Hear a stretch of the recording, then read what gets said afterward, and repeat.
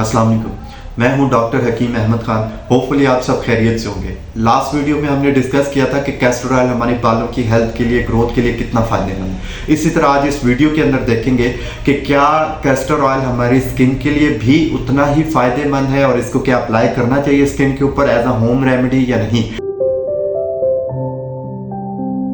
तो सबसे पहले देख लेते हैं कि कैस्टर ऑयल होता क्या है। कैस्टर ऑयल बेसिकली इसको रोगनी अरंड भी कहा जाता है, अरंडी का तेल भी कहा जाता है। अरंड बेसिकली एक जड़ी बूटी का नाम है जिसके ऊपर फलियां सी लगती हैं। उन फलियों के अंदर जो बीज होता है उससे जो तेल बनाया जाता है उसको कैस्टर ऑयल कहते हैं। आलमंड ऑयल या कोकोनट ऑयल की निस्बत ये थोड़ा सा गाढ़ा होता है और इसको आपने कभी भी अपनी स्किन के ऊपर डायरेक्टली अप्लाई नहीं करना होता।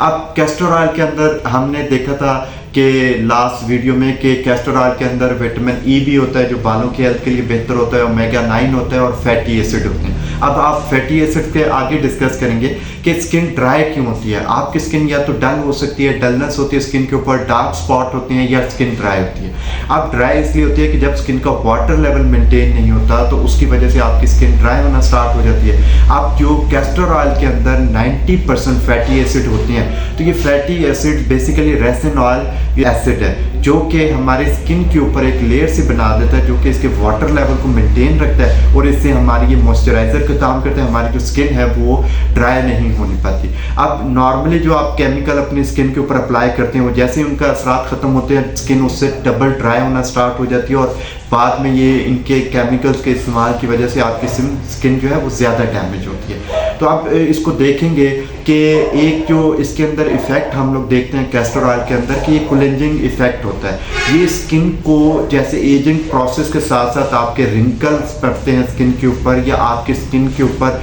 झुर्रियाँ सी आना स्टार्ट होती हैं, तो ये बेसिकली उसको भी कंट्रोल करता है। ये जो अपने इफेक्ट की वजह से आपकी स्किन को टाइट भी करता है और इसको ब्राइट भी करता है और इसको यंग भी बनाता है। अब देखना ये पड़ेगा कि कैस्टर ऑयल को हमने अपनी स्किन के ऊपर अप्लाई कैसे करना। इसके लिए हम देखेंगे कि कैस्टर ऑयल को कभी भी ये गाढ़ा होने की वजह से आपने इसको डायरेक्टली अपनी स्किन के ऊपर कभी भी अप्लाई नहीं करना। इसके 3 तरीक़ेकार हैं इसको अप्लाई करने के। या तो आप इसे थोड़ा सा गर्म कर लें, तो ये आलमंड ऑयल या कुकिंग ऑयल, कोकोनट ऑयल की तरह थोड़ा सा थिकनेस इसकी कम हो जाती है, तो आप इसको स्किन के ऊपर अप्लाई कर सकते हैं। लेकिन उसके लिए स्किन का वाटरी होना बहुत ज़रूरी है। या तो आप अपनी स्किन को पहले वॉश कर लें और हल्का सा गीला कर लें, तो उसके बाद आप इसको स्किन के ऊपर अप्लाई कर लें। या फिर आप अपने हाथों में पानी और कैस्टर ऑयल को मिक्स करके अपनी स्किन के ऊपर अप्लाई करें, हल्का सा मसाज करें, तो ये काफ़ी बेनिफिट है। आप इसको कैस्टर ऑयल को आप कोकोनट ऑयल और आलमंड ऑयल के साथ भी इस्तेमाल कर सकते हैं। इसके साथ भी इसके इक्वली बेनिफिट होते हैं।